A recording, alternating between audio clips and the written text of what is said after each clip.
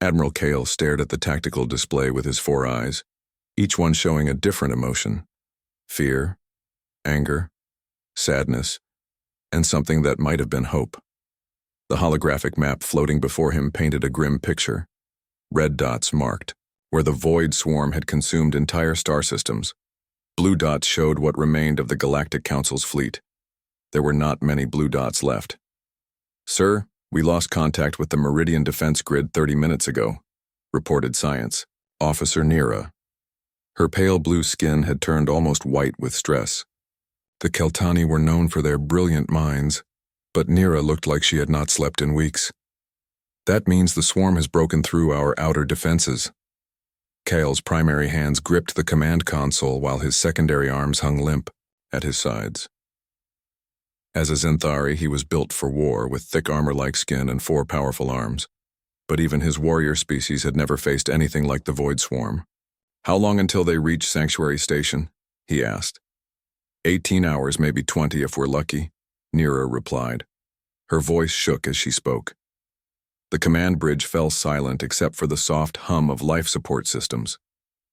Every officer present knew what those words meant. Sanctuary Station was the last safe place in their section of the galaxy. It held 3 billion refugees from 100 different worlds. When it fell, the Galactic Council would cease to exist. "Sir, maybe we should consider surrender," suggested Lieutenant Vorn, a young Zenthari who still believed in mercy. "Perhaps the swarm will spare civilian populations if we—" "The swarm does not take prisoners," Kale cut him off. "They consume everything: plants, animals, even the minerals in the ground. They turn entire worlds into empty rocks floating in space." Kale walked to the main view screen and stared out at the stars. Somewhere out there, the Void Swarm was coming. He had fought them for 5 years and learned their terrible nature. They were not evil in any way that made sense. They were simply hungry, and nothing in the galaxy could satisfy that hunger except everything.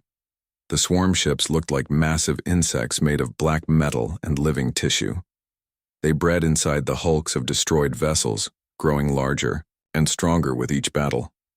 Their weapons shot streams of acid that ate through the strongest shields. Their boarding parties were nightmare creatures that moved like liquid death through corridor after corridor. "Admiral," called communications, Officer Tech from across the bridge. "Speaker Vex wants to address the senior staff." The holographic image of Speaker Vex appeared in the center of the bridge.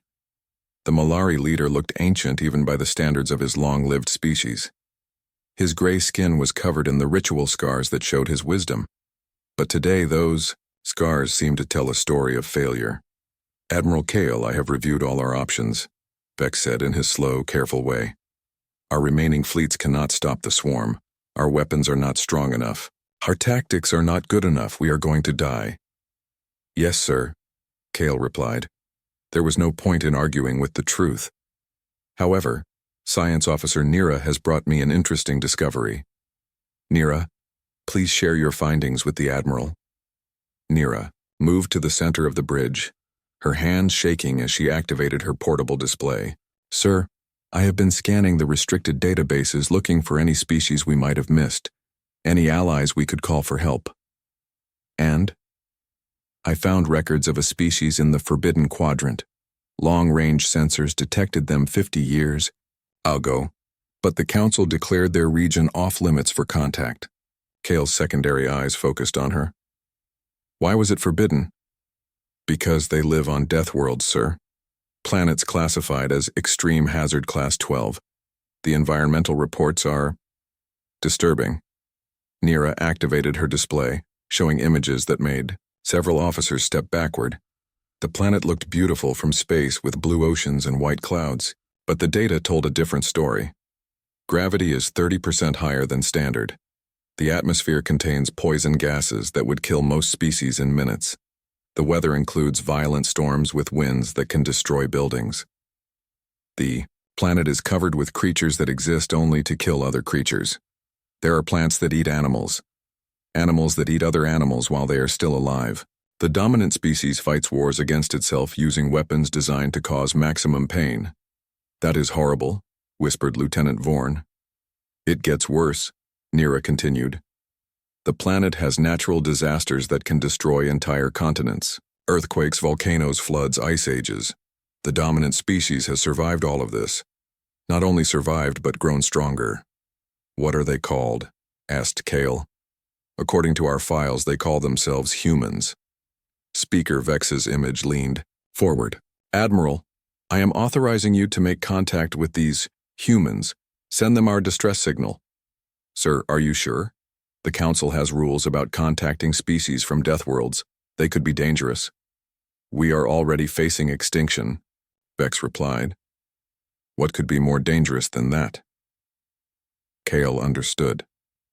The Galactic Council had spent thousands of years building a civilization based on peace, cooperation, and mutual respect. They had created a paradise among the stars where different species could live together in harmony. But that same peaceful nature had made them weak when faced with a true threat. Nira, prepare the distress beacon. Include all our tactical data about the swarm. Show them what we are facing. Sir, what if they refuse to help? Then we die as we lived, with dignity. Kale turned to face his officers. But if they agree to help, we may learn what it means to fight like creatures from a death world. Nira worked at her console, preparing the message that would travel across the galaxy to a small blue planet in the Forbidden Quadrant. The beacon would carry a simple plea. We are dying. Please help. As the beacon launched into hyperspace, Kyle looked once more at the tactical display. The red dots were getting closer. In 18 hours, maybe less, the Void Swarm would arrive at Sanctuary Station. The most peaceful civilization in galactic history would make its final stand. But somewhere in the darkness between stars, a message was racing toward beings that had learned to survive on a world that tried to kill them every single day. Kale did not know if that was salvation or simply a different kind of doom. The bridge fell silent as everyone watched the beacon disappear into the void. In 18 hours, they would learn if creatures from a death world could save them, or if they had just invited something even worse than the swarm into their dying galaxy. Commander Daeho Kim stood in the command center of Earth's United Defense Command, staring at the alien message that had changed everything. 3 days had passed since the deep space monitors picked up the signal. 3 days of non-stop analysis, translation, and preparation.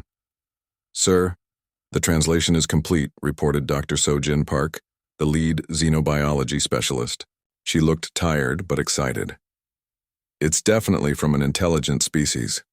They're asking for help against something they call the Void Swarm. Daeho rubbed his scarred face, a reminder of the Titan mining wars, where he had learned that the universe was not a friendly place. Show me the tactical data again. The main screen filled with information about alien ships and weapons. The beings called themselves the Galactic Council. They had energy shields, beam weapons, and ships that looked more like art pieces than tools of war. Their battle reports read like science fiction. They fight like children playing games, said Captain Wu Bin Li, commander of the Dreadnought Soul's Pride. Look at this. They line up their ships in neat formations and shoot energy beams at each other. Where are the missiles? The kinetic weapons? The boarding parties? Dr. Sojin Park pulled up biological data about the various alien species. According to their own records, most of them evolved on paradise worlds. Stable climates, abundant, food, no major predators.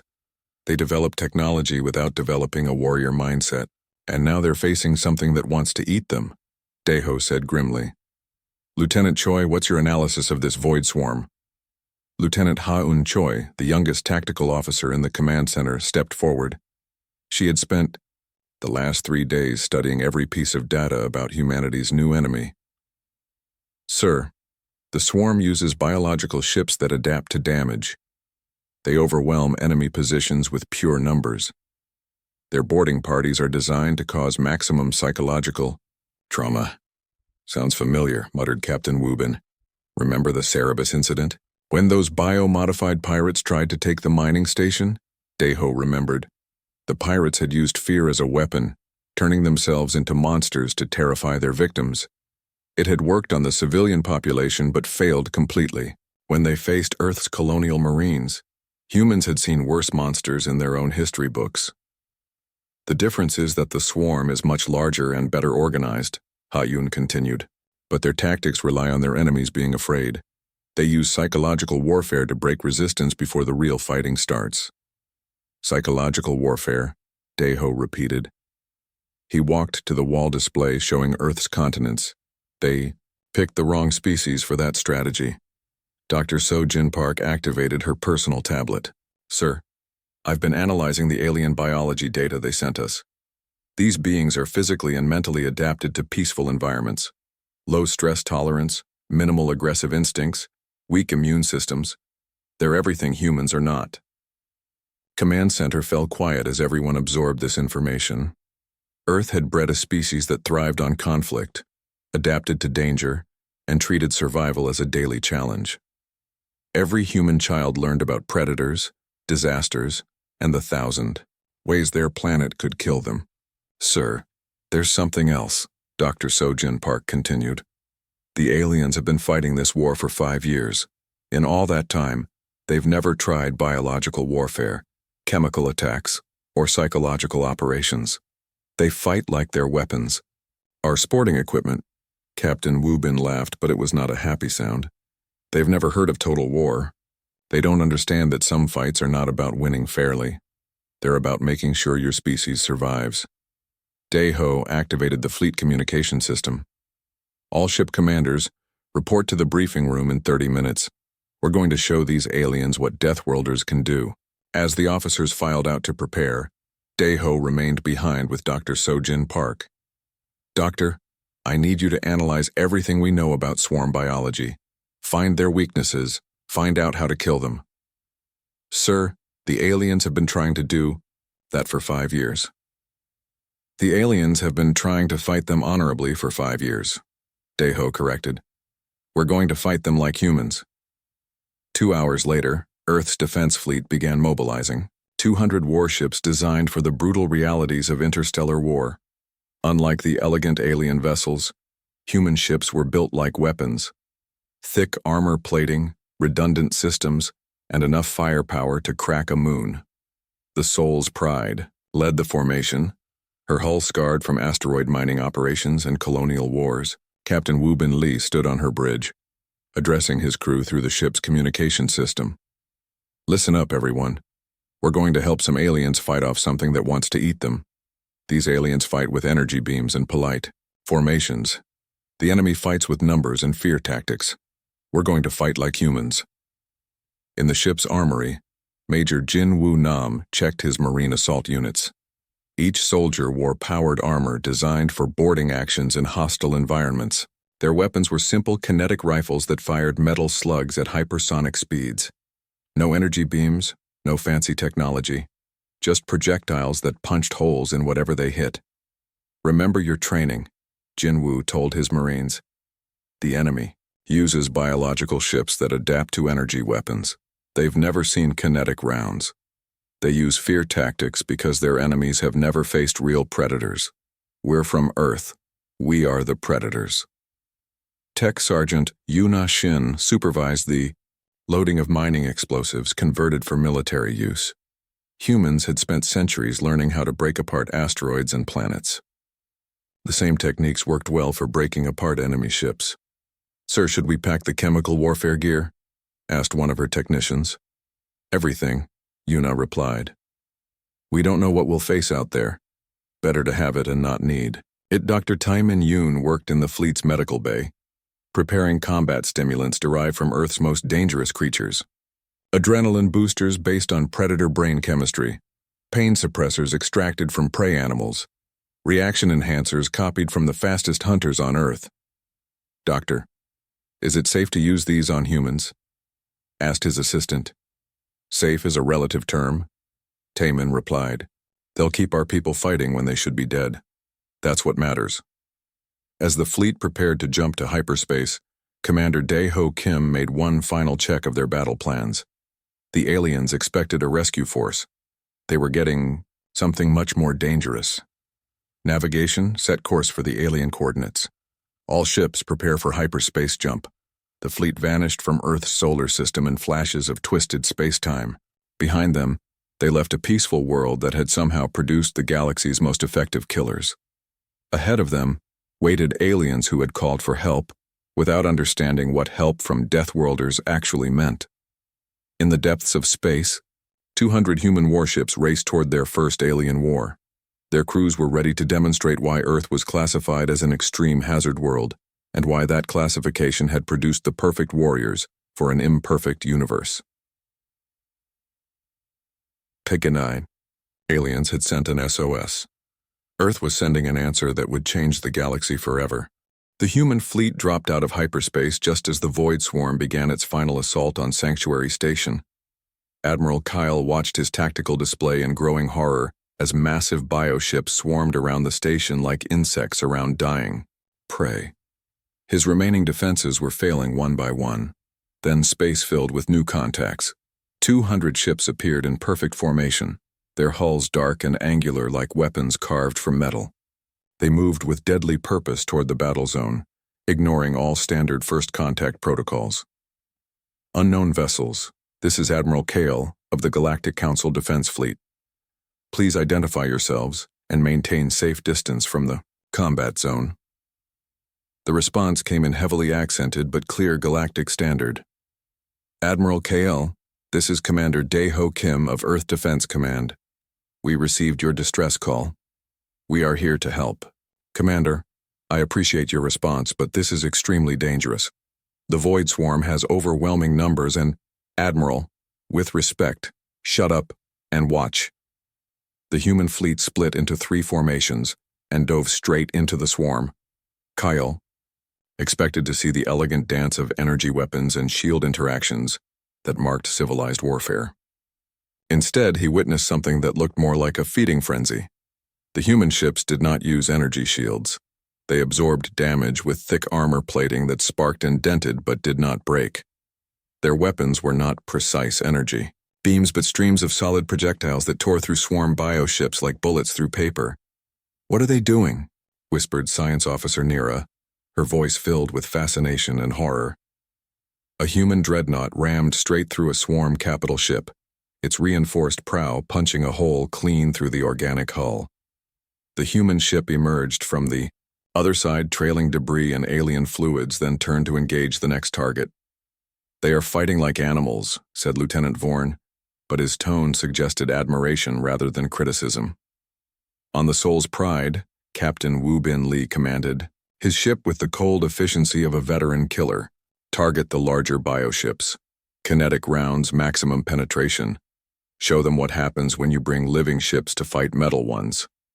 The ship's main guns fired salvos of depleted uranium rounds at significant fractions of light speed. Each projectile hit with the force of a small nuclear weapon, but instead of dispersing energy across shields, they punched straight through organic armor and exploded inside the target ships. Major Jinwoo Nam led the first boarding action in human military history. His Marines used breaching pods that attached to enemy hulls and burned through with thermite charges. They entered swarm bioships wearing full environmental gear and carrying weapons designed to function in any atmosphere. "Move fast, kill everything. Secure the ship," Jinwoo commanded as his Marines flowed through organic corridors that pulsed like living veins.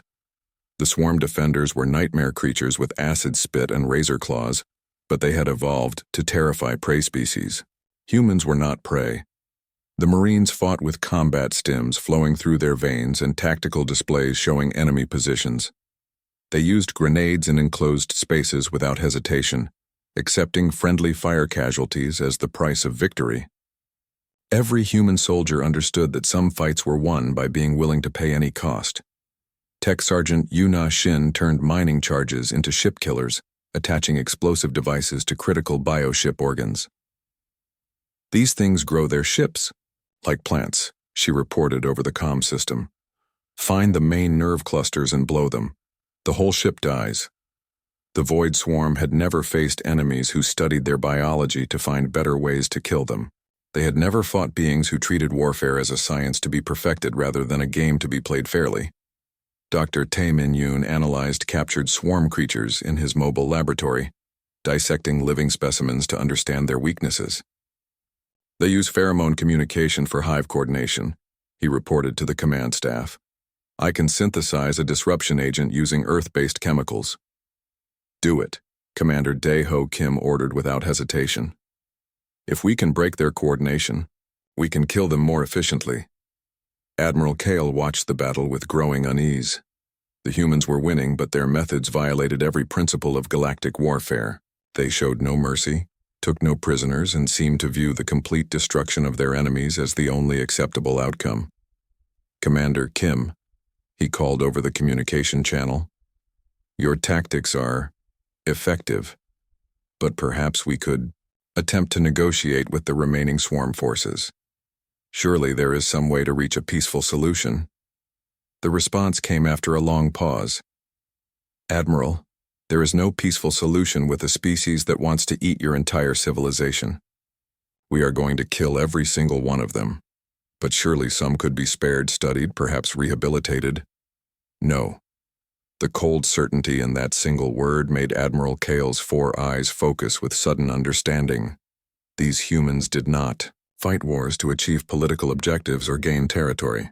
They fought wars to eliminate threats to their species' survival. It was not personal, not emotional. It was biological. The battle turned into a systematic extermination. Human ships herded swarm vessels into kill zones where concentrated firepower could destroy multiple targets. Marine boarding parties captured bioships intact, then used them to infiltrate other swarm vessels. Every tactical advantage was pressed without mercy. Sergeant First Class Hee-won Kim positioned herself in a damaged section of Sanctuary Station, using a modified mining laser as a sniper weapon. She picked off swarm creatures attempting to board the station, each shot calculated for maximum lethality. When her position was overrun, she detonated mining charges rather than be captured, taking dozens of enemies with her. The humans fought like their planet had taught them to fight. Every individual was expendable if their death advanced the species' survival. Every weapon was acceptable if it killed the enemy more efficiently. Every tactic was valid if it brought victory closer. As the last swarm bioship exploded in brilliant fire, Admiral Kale realized what his people had done. They had called for help from Deathworlders without understanding what that meant. They had summoned creatures that evolution had shaped into perfect killers. The human fleet regrouped around Sanctuary Station, their ships scarred but victorious. Commander Dae-ho Kim's voice came over the communication channel, calm and professional. Admiral Kale, immediate threat neutralized. We are scanning for surviving swarm elements in adjacent systems. Do you have tactical data on their breeding worlds? Breeding worlds? Commander, surely the immediate threat is sufficient. Admiral, we did not come all this way to win one battle. We came to win the war. Where do they breed? Admiral Kale looked around his bridge at officers who were staring at him with expressions of dawning horror. The humans were not going to stop. They were going to hunt down every last member of the Void Swarm species and kill them all. The Galactic Council had survived the swarm's hunger. Now they faced humanity's solution to that. Hunger, total extinction of the threat. As Admiral Kale transmitted the location of known swarm breeding worlds, he wondered if his people had traded one form of extinction for another. The Deathworlders had answered their SOS. Now the galaxy would learn what salvation looked like when it came from a species that had spent millions of years learning how to kill everything that threatened them. 3 weeks had passed since the battle at Sanctuary Station. The human fleet had established a command base in the outer system, and Admiral Kale found himself attending daily briefings that left him more disturbed each time. Colonel Mi-kyung Bae stood at the center of the briefing room, surrounded by holographic displays showing star maps marked with red zones. Her presentation was calm, professional, and absolutely terrifying. Gentlemen, we have identified 47 swarm breeding worlds in this galactic sector, she announced. Based on biological analysis, each world can produce approximately 10,000 combat organisms per standard cycle. Our mission is complete sterilization of all breeding populations.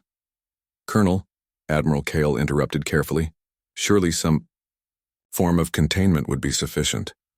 The swarm threat to inhabited worlds has been eliminated. Colonel Mi-kyung Bae turned to face him with the patient expression of someone explaining basic facts to a child. Admiral, on Earth we learned an important lesson about pest control. If you kill 99% of a dangerous species, the Remaining 1% breeds back to full strength in a few generations. But if you kill 100%, the problem is solved forever. Lieutenant Vorn, the young Zenthari officer, raised one of his 4 hands. But Colonel, complete species, extinction it goes against everything we believe about the sanctity of life. Captain Dong Hyun Jang, the human psychological warfare specialist, activated his own display. Lieutenant, let me show you something. The hologram changed to show recordings from swarm-consumed worlds, barren rocks where thriving civilizations had once existed. Atmospheric analysis showing that even the bacteria in the soil had been devoured. The swarm does not take prisoners. They do not negotiate. They do not show mercy to civilians, children, or non-combatants. They are a biological weapon that consumes everything in their path. Our response is proportional to the threat they represent. Admiral Kale watched his own officers as they studied the human tactical doctrine. The aliens were beginning to understand that their saviors operated by rules completely different from galactic civilization. Captain Zhang asked Science Officer Nira, "What if we could modify the swarm's behavior through genetic manipulation? Make them less aggressive, perhaps vegetarian?" "With respect, ma'am, that would take decades of research and testing. Meanwhile, any surviving swarm populations would continue breeding and adapting. Earth's biological history teaches us that aggressive predators always find ways to overcome defensive measures." Commander Dae-ho Kim entered the briefing room, followed by a team of human specialists carrying data pads and biological samples. His scarred face showed satisfaction rather than triumph. "Report, Colonel," he said simply. "Sir, we have successfully sterilized 12 breeding worlds using kinetic bombardment. Atmospheric analysis confirms complete elimination of swarm organisms. Estimated timeline for sector sterilization, 6 standard months." "Kinetic bombardment?" Admiral Kale asked weakly. Sergeant First Class Hye-Won Kim, recently promoted after surviving the boarding actions, stepped forward. "We accelerate asteroids to significant fractions of light speed, then impact them on target worlds. The energy release sterilizes the entire planetary surface down to bedrock level."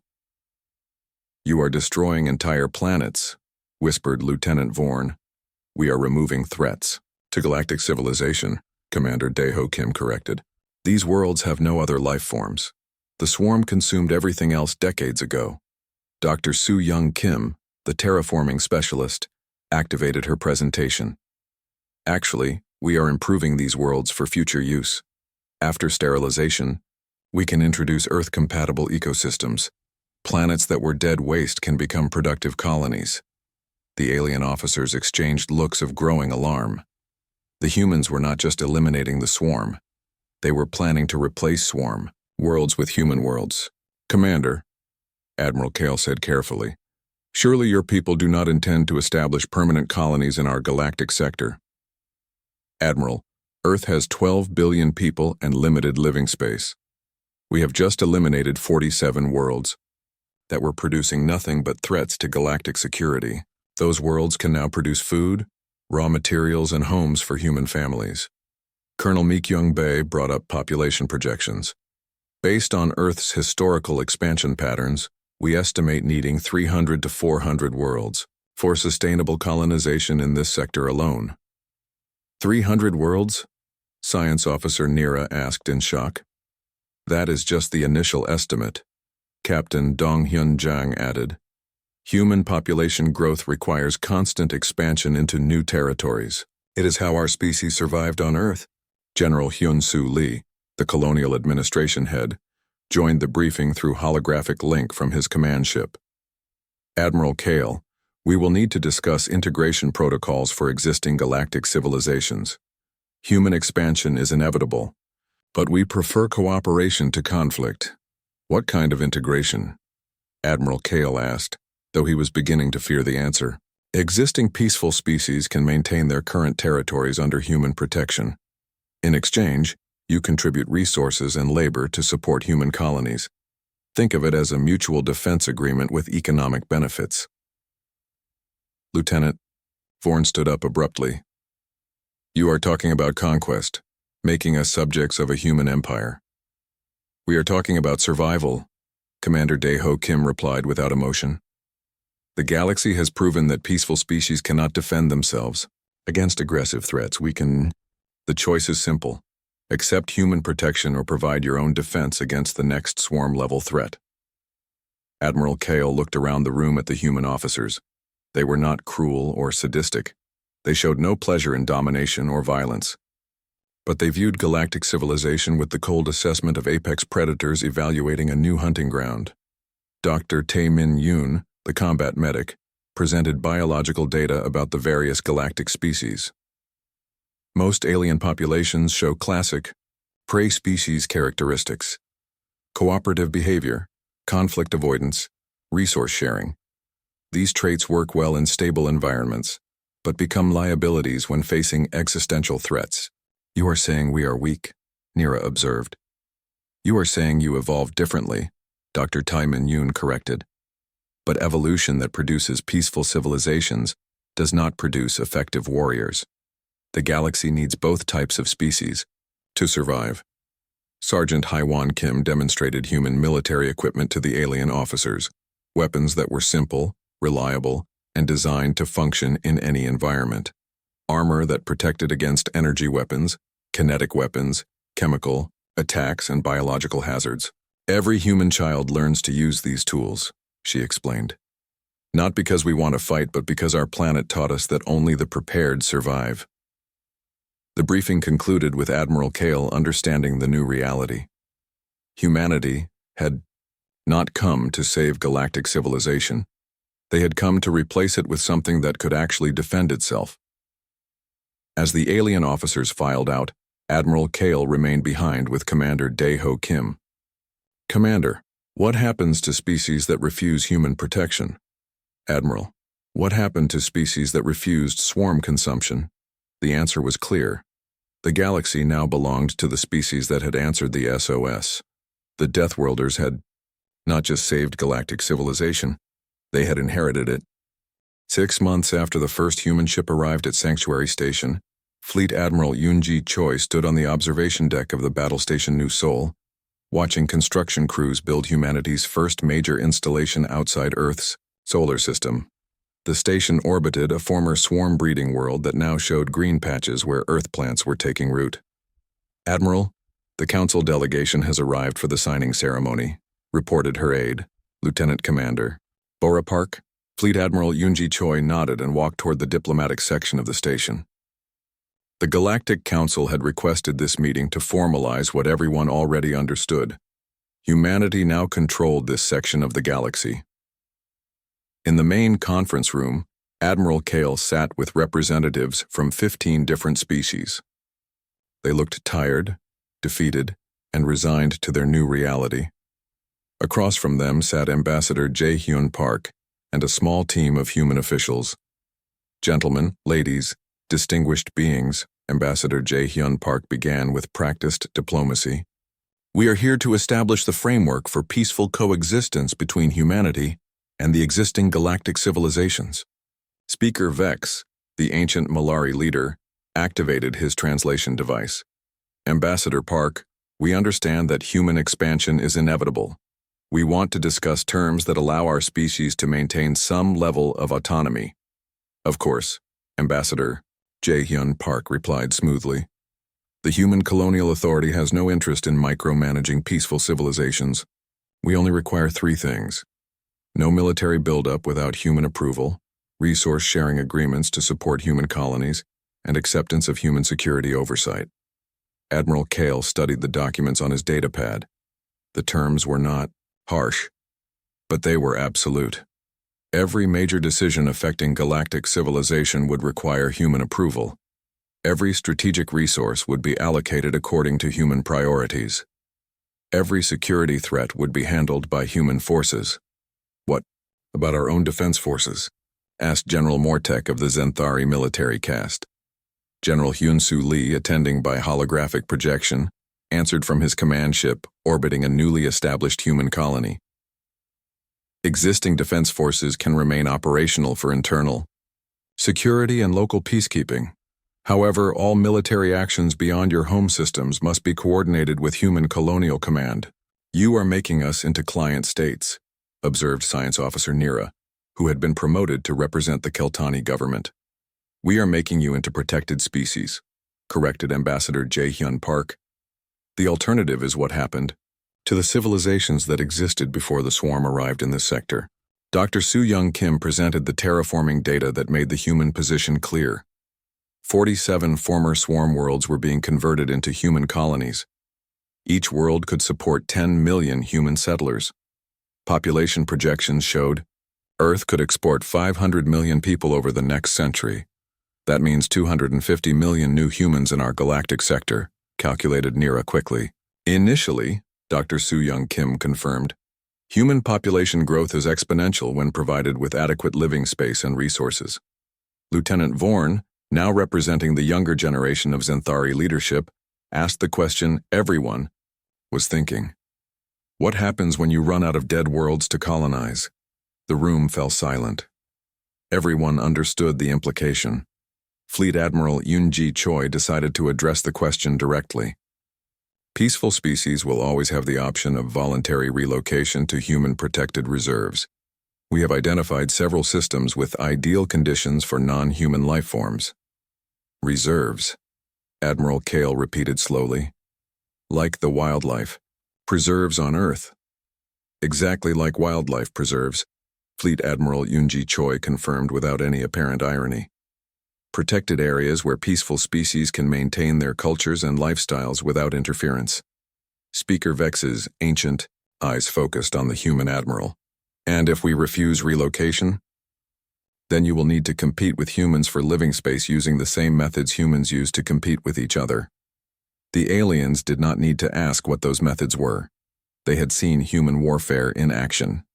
Ambassador Jae-hyun Park activated a star chart showing the current state of the galactic sector. Human colonies were marked in blue, existing alien civilizations in green, and uninhabited systems in gray. The blue dots were expanding steadily into the gray areas. However, cooperation offers significant benefits, he continued. Human technology can extend lifespans, increase agricultural productivity, and provide protection against future threats.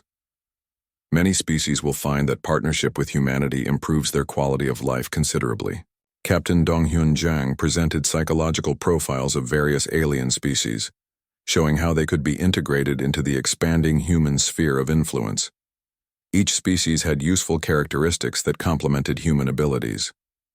The Keltani have exceptional analytical minds that could advance human scientific research. The Xanthari have natural combat instincts that could be channeled into planetary security roles. The Molari have organizational skills perfect for colonial administration. You have planned this very thoroughly, observed Admiral Kale.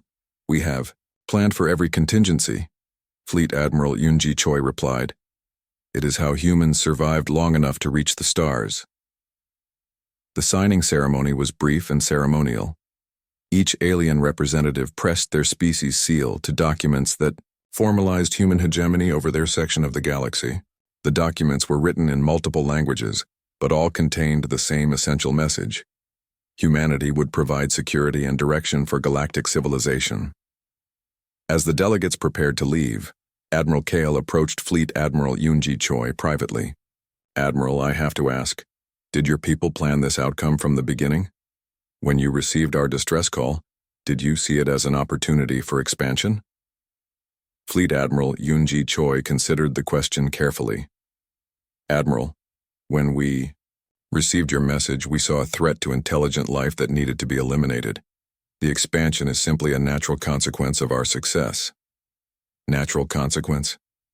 Humans are not a stable species, Admiral.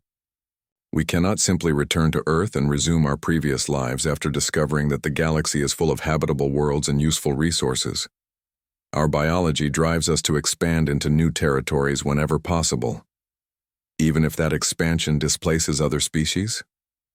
Admiral, every successful species in Earth's history expanded until they reached the limits of their environment. Then they either found new environments to expand into, or they went extinct. We found new environments. Through the observation, Windows, they could see human construction ships assembling the framework for a massive shipyard. Earth's industrial capacity was being replicated throughout the former swarm territory, preparing for the next phase of expansion. Admiral, Fleet Admiral Yoonji Choi continued, your people sent a distress call to the most dangerous species in this part of the galaxy. You asked Deathworlders for help without understanding what help from Deathworlders actually means. And what does it mean? It means that the threat you called us to eliminate will never threaten anyone again. It also means that you now live in a galaxy shaped by the species you called for help. As Admiral Kale prepared to return to his ship, Fleet Admiral Yoonji Choi made one final observation. Admiral, in 6 months we have eliminated the swarm, secured your civilizations, and begun establishing sustainable colonies throughout this sector. By any measure, we have fulfilled our promise to help. Yes, you have. In another 6 months, our deep space exploration ships will reach the edge of this galactic arm. Early sensor readings suggest there may be other intelligent species beyond our current territory. Admiral Kale understood. The expansion would continue until humanity reached the limits of the galaxy itself, or until they encountered something that could stop them.